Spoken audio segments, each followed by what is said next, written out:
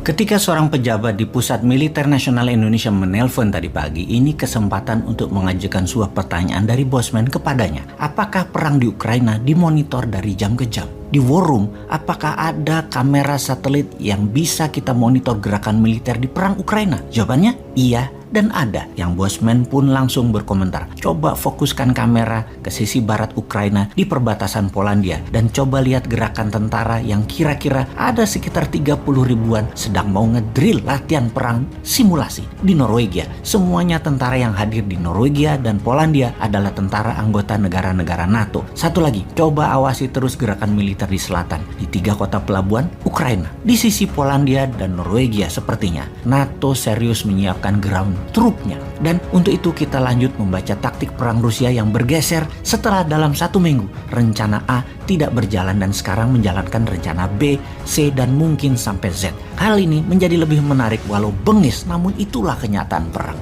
Menurut ahli taktik perang modern, pasukan pendukung logistik Rusia di awal perang tidak fleksibel dan kekurangan perlengkapan yang membuat pasukan tempur jadi kekurangan logistik untuk melakukan pekerjaan mereka. Secara kekuatan dalam negeri Rusia, militer Rusia memiliki kemampuan mobilisasi domestik yang luar biasa. Faktanya, dengan sekitar 30.000 personel mereka bertugas di pasukan distribusi logistik Rusia yang tugasnya meliputi pertahanan, penggunaan, dan pembangunan infrastruktur militer. Mereka bisa memobilisasi semua ini untuk perang Ukraina. Kekuatan Rusia sangat besar jika dibandingkan dengan negara lain, misalnya negara besar Tiongkok saja yang lebih banyak infrastruktur komersial, bisnis, dan kebutuhan masyarakat infrastrukturnya tetap lebih besar Rusia. Namun keuntungan domestik Rusia ini tergantung pada rel. Secara bersamaan mewakili kelemahan ketika konflik terjadi di luar negara Rusia. Saat perang jarak jauh, kemampuan logistik militer Rusia masih dipertanyakan. Dalam invasi Rusia ke Ukraina kali ini, rel kereta api canggih utama sebagai pengangkut logistik yang digunakan berada di Belarus dan di Rusia.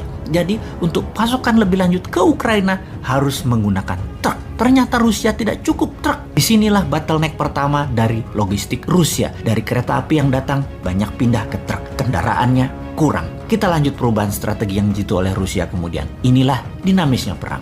Pada angkatan bersenjata Rusia, unit organisasi terbesar dari pasukan darat mereka biasanya didukung oleh 1 brigade dukungan material teknis pada dasarnya. Pasukan pendukung logistik mereka, masing-masing brigade ini terdiri dari 1.000 personil yang mengoperasikan 408 kendaraan pengangkut yang mampu mengangkut 1.870 ton kargo. Ini ternyata agak belum memadai pada saat awal peperangan Ukraina. Menurut pensiunan Letnan Kolonel Alek Versinin, pakar permodelan dan simulasi konflik militer pasukan Rusia, di bawah konfigurasi mereka saat ini, tentara darat Rusia sama sekali tidak mampu mendukung pertempuran lebih dari 90 mil atau 145 km dari tempat pembuangan pasokan logistik, dalam hal ini rel kereta api. Didasarkan pada kecepatan transportasi rata-rata 45 mil atau 70 km per harinya, inilah yang membuat dalam 1 minggu awal invasi, pasukan Rusia gagal mencapai Kiev karena lambatnya dukungan logistik. Selagi memperbaiki sistem logistik, Rusia merubah taktiknya sekarang dengan memperbanyak tembakan menggunakan artileri roket. Ini bukan roket menembak RPG tentunya yang digendong di pundak. Ini peluncur roket besar di atas truk atau di atas tank yang memerlukan pasukan pendukung logistik juga. Selain makanan, amunisi, dan bahan bakar, karena setiap roket memerlukan truk khusus untuk diangkut ke peluncur. Ini yang difokuskan oleh Rusia sekarang. Rusia kemudian menambah strateginya, yaitu bumi hangus ala Aleppo, Suriah. Strategi bumi hangus, serangan bertubi-tubi ke kota strategis agar menimbulkan efek trauma dan Zelensky menyerah, agaknya mulai menunjukkan efek positif bagi Rusia. Salah satunya mengakibatkan eksodus besar-besaran ke arah barat warga Ukraina. Masih sekitar fakta lapangan menunjukkan bahwa ketika pasukan Rusia menyerang, seharusnya pasukan Rusia dapat beroperasi secara mandiri tanpa dukungan logistik selama sekitar 3 atau 5 hari. Namun faktanya sekarang ternyata tidak lebih dari 2 hari sudah berantakan dan ditarik ke garis pertahanan. Di sisi Ukraina, pasokan pangan didapat dengan bantuan masyarakat dan bunker pangan yang sudah disiapkan jauh-jauh hari di ribuan titik pertahanan di seluruh Ukraina. Karena itu pasukan Rusia menggunakan pasukan Chechnya. Selain mengawasi penduduk, tugas berikutnya adalah mencari tahu di mana letak bunker pangan dan amunisi Ukraina. Rusia juga merubah strategi pasokan darat sekarang. Beroperasinya hanya di mana pasukan tempur meminta pasokan disediakan cepat sesuai kebutuhan dengan hit and run supply logistik menjadi tidak terbaca oleh pasukan Ukraina. Ukraina. Jadi Rusia saat ini pasukan darat yang diutamakan adalah logistik yang harus disediakan dan dilindungi terlebih dahulu, baru serangan militer dilakukan setelahnya.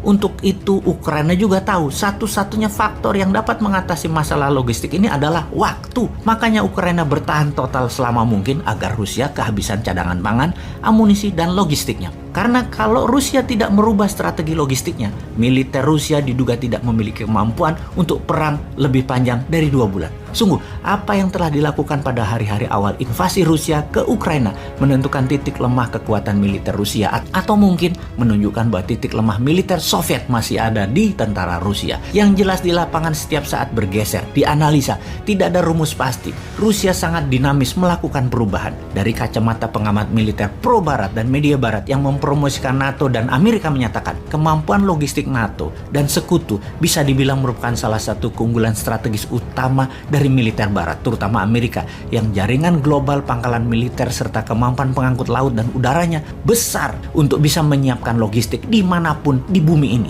Dan ini kita tunggu buktinya. Kalau NATO benar memiliki kemampuan itu, mengapa sampai saat ini belum berani bergerak juga? Rusia tahu, sangat tahu, NATO tidak mampu. Bukan seperti yang analis katakan tersebut. Apa yang Rusia lakukan sekarang? Strategi Rusia bertambah lagi sekarang adalah dengan menyetop jalur laut di Laut Hitam, memutus kota pelabuhan Mariupol dan sebentar lagi kota pelabuhan Odessa, agar Kiev lapar dan menyerah. Kemudian Rusia memecah pasukan kecil-kecil mencari logistik pasukan Ukraina, yang ternyata strategi ini mulai menunjukkan hasil. Ketika posisi diketahui, roket meluncur ke titik-titik yang menjadi lokasi penyimpanan dan diledakkan. Intinya, pasukan Rusia sudah semakin mendekati Kiev.